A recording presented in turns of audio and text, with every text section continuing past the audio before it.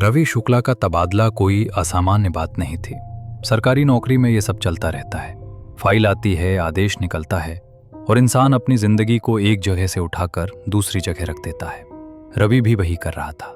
उम्र 37 साल, लोक निर्माण विभाग में जूनियर इंजीनियर। काम था सरकारी इमारतों की मरम्मत, निरीक्षण और रिपोर्ट बनाना। ज्यादा बोलने वाला नहीं था, न ही अफवाहों पर ध्यान देने वाला। उसे हमेशा यही सिखाया गया था कि जो दिखे उसी पर भरोसा करो, बाकी सब दिमाग की थकान होती है। जिस कस्बे में उसका तबादला हुआ वो कोई नामी जगह नहीं थी। न रेलवे जंक्शन, न बड़ी सड़कें, बस एक पुराना तहसील इलाका जहां शाम होते ही बाजार बंद होने लगता था और लोग अपने घरों में सिमट जाते थे। दफ्तर कस्बे के बाहर था और उससे थोड़ी दूरी पर सरकारी कर्मचारियों की एक क्वार्टर कॉलोनी बनी हुई थी। पुरानी, लेकिन उपयोग में वही कॉलोनी रवि को रहने के लिए दी गई। कॉलोनी में कुल 8 क्वार्टर थे, सब एक जैसे बने हुए। सामने छोटा सा आंगन, पीछे खाली जमीन और उसके बाद सीधे जंगल। रवि को जो क्वार्टर मिला वो आखिरी था, नंबर 6। उसके पीछे कोई दूसरा मकान नहीं था, बस पेड़, झाड़ियां और अंधेरा। दिन में ये सब सामान्य लगता था, लेकिन शाम ढलते ही वो हिस्सा जल्दी अंधेरे में डूब जाता था। पहली बार जब रवि ने उस क्वार्टर का दरवाजा खोला तो उसे कोई डर नहीं लगा। बस एक बंद पड़े घर जैसी गंध आई जो कई महीनों से इस्तेमाल न होने पर आ जाती है। अंदर 2 कमरे थे, एक छोटा हॉल, किचन और बाथरूम। फर्श पर पुरानी टाइलें, दीवारों पर हल्का पीला रंग। बिजली के बोर्ड थोड़े पुराने लेकिन काम के। कुछ भी ऐसा नहीं था जो उसे असहज करे। बस पीछे वाला दरवाजा जो जंगल की तरफ खुलता था वो दिन में भी ठंडा रहता था, जैसे उस पर धूप कभी नहीं पड़ती हो। पहले 2 दिन बिल्कुल सामान्य बीते। रवि सुबह दफ्तर जाता, शाम को लौटता, खाना बनाता, फोन पर घर बात करता और सो जाता। रातें शांत थीं, इतनी शांत कि कभी कभी उसे अपनी सांसों की आवाज ज्यादा साफ सुनाई देती थी। लेकिन उसने इसे नई जगह की आदत माना और ज्यादा ध्यान नहीं दिया। तीसरे दिन जब वो शाम को लौटा तो उसे कॉलोनी कुछ अलग लगी। ज्यादातर क्वार्टरों के बाहर ताले लगे थे। कुछ लोग दिन में दिखाई देते थे, लेकिन शाम ढलते ही कॉलोनी खाली होने लगती थी। उसने सोचा कि शायद लोग कस्बे में रहते होंगे या रिश्तेदारों के यहाँ चले जाते होंगे।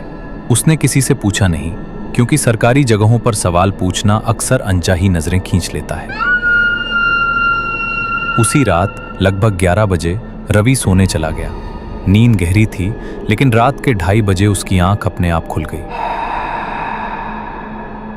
कोई सपना नहीं था, कोई आवाज नहीं थी, बस अचानक जाग जाना। उसने घड़ी देखी, समय ठीक चल रहा था, पंखा चल रहा था, सब कुछ सामान्य था। फिर भी उसके भीतर एक अजीब सी बेचैनी थी, जैसे शरीर जाग गया हो लेकिन दिमाग को वजह न मिल रही हो।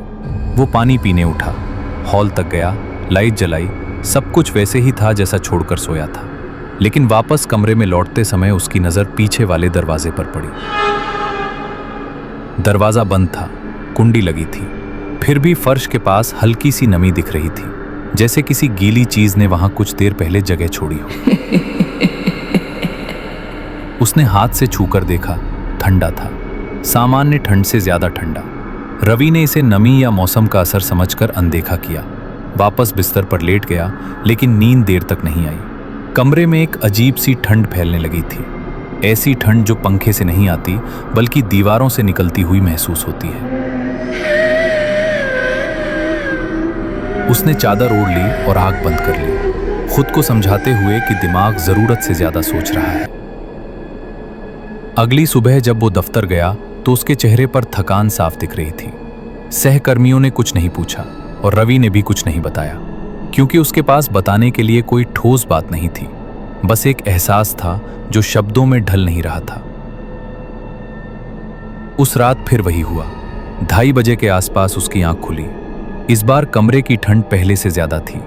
पंखा चल रहा था, लेकिन हवा उस तक पहुंच ही नहीं रही थी, जैसे कमरे का एक हिस्सा हवा को रोक रहा हो।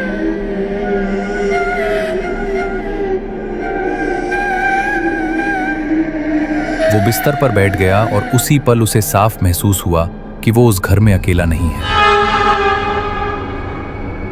ये कोई आवाज नहीं थी, कोई परछाई नहीं थी, बस एक भारी मौजूदगी जो कमरे में फैल चुकी थी।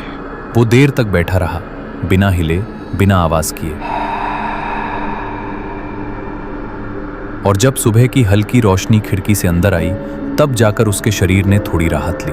उसे समझ में आ गया था कि ये क्वार्टर सिर्फ दीवारों और छत का ढांचा नहीं है, यहाँ कुछ ऐसा है जो धीरे धीरे अपनी जगह बना रहा है। और ये शुरुआत थी, बस शुरुआत।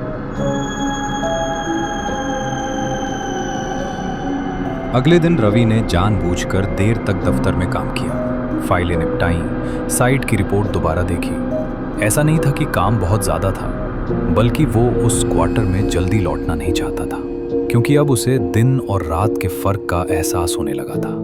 दिन में वही घर सामान्य लगता था, लेकिन जैसे ही सूरज ढलता उस घर की हवा बदल जाती, दीवारें भारी लगने लगती और पीछे जंगल की तरफ से आती खामोशी किसी बोझ की तरह कमरे में भर जाती। शाम को जब वो लौटा तो कॉलोनी फिर वैसी ही थी, लगभग खाली। कुछ खिड़कियों से रोशनी आती दिखी, लेकिन कोई बाहर नहीं था, न कोई बातचीत, न किसी के चलने की आवाज। रवि ने अपना बैग रखा, खाना बनाया और जानबूझकर पीछे वाले दरवाजे की तरफ ध्यान नहीं दिया, क्योंकि पिछली 2 रातों के बाद वो उस हिस्से से बचना चाहता था। लेकिन घर के अंदर ठंडक आज कुछ ज्यादा थी, जबकि बाहर मौसम सामान्य था। रात को वो सोया नहीं, बस बिस्तर पर लेटा रहा। आंखें बंद थीं, लेकिन नींद नहीं थी। घड़ी की टिक टिक अब उसे परेशान करने लगी थी। समय जैसे बहुत धीरे चल रहा था। और फिर वही समय आया, लगभग 2:30 बजे के आसपास। इस बार उसकी आंख खुली नहीं, बल्कि वो पहले से जाग रहा था। फिर भी कमरे के वातावरण में बदलाव साफ महसूस हुआ, जैसे किसी ने कमरे के भीतर की हवा को अचानक बदल दिया हो। पीछे वाले दरवाजे के पास से हल्की सी आवाज आई। कोई तेज आवाज नहीं, कोई चरमराहट नहीं, बस ऐसा लगा जैसे किसी गीली चीज ने फर्श को छुआ हो। रवि उठकर बैठ गया, लाइट जलाई और सीधा उस दरवाजे की तरफ देखा। दरवाजा अब भी बंद था, कुंडी अपनी जगह पर थी, लेकिन फर्श की नमी इस बार ज्यादा फैली हुई थी, जैसे कोई वहां देर तक खड़ा रहा हो। उसने पहली बार उस दरवाजे को खोलने का फैसला किया। हाथ बढ़ाया, कुंडी खींची। दरवाजा खुलते ही बाहर से ठंडी हवा का एक तेज झोंका अंदर आया।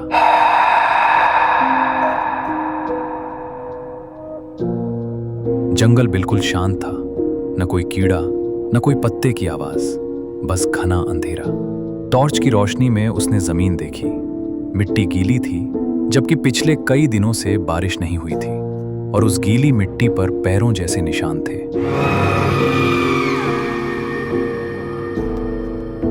साफ नहीं, लेकिन इतने स्पष्ट कि यह समझ में आ जाए कि कोई वहां आया है और अंदर की तरफ बढ़ा है।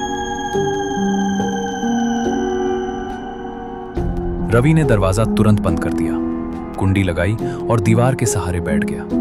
अब यह सिर्फ एहसास नहीं था, यह साफ संकेत था कि कुछ है जो रात में उस घर तक आता है, या शायद उसी घर का हिस्सा है।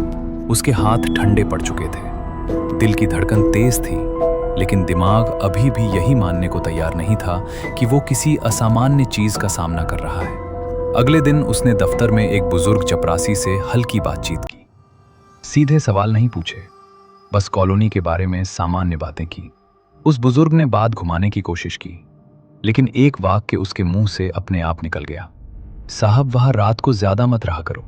और बस इसके बाद उसने कुछ नहीं कहा, न कोई वजह, न कोई कहानी, बस नजरें झुका ली। उस रात रवि ने घर में सभी लाइटें जला दी, पीछे वाले दरवाजे के सामने एक भारी अलमारी खिसका दी ताकि कोई हलचल हो तो आवाज आए। लेकिन रात के 3 बजे के आसपास बिना किसी आवाज के कमरे की ठंड अचानक इतनी बढ़ गई कि उसकी सांस से भाप निकलने लगी।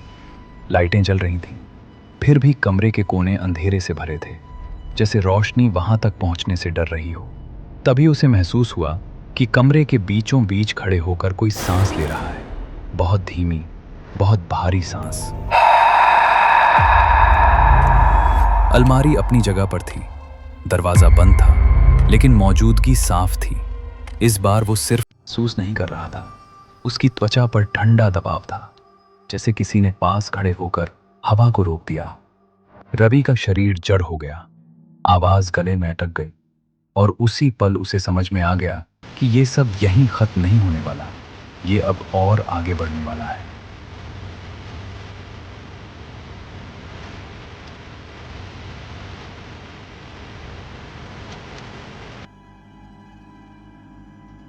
उस रात के बाद रवि एक भी पल चैन से नहीं सो पाया। सुबह होते ही उसने बिना किसी से बात किए अपना बैग उठाया और सीधे दफ्तर पहुंच गया। उसके चेहरे पर डर साफ दिख रहा था, लेकिन वो घबराहट नहीं बल्कि समझ से पैदा हुआ डर था।